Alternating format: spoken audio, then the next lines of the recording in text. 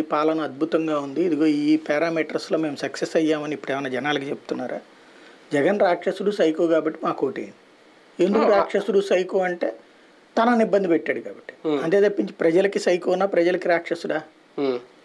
కానీ ఇక్కడ ఒక కాన్సెప్ట్ తీసుకెళ్తారు. అంటే ఒక డైరెక్ట్ రూట్ ఎప్పుడు కూడా సక్సెస్ కాడాయన.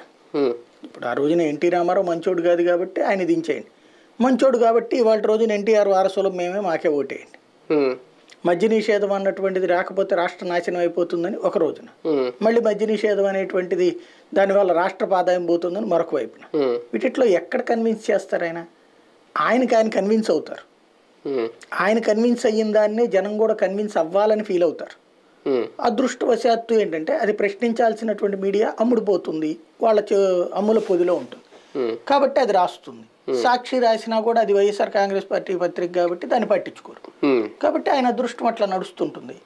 అంతే తప్పించి ఇప్పుడు ఆయన అసలు యూపీఏ నుంచి బయటకు ఎప్పుడు వచ్చారు, ఎప్పుడు రిజైన్ చేశారు? ఇప్పుడు ఎన్డీఏలో నుంచి 2004 తర్వాత బయటకు వచ్చారు. 2009కి ముందు బయటకు వచ్చేటప్పుడు ఏమని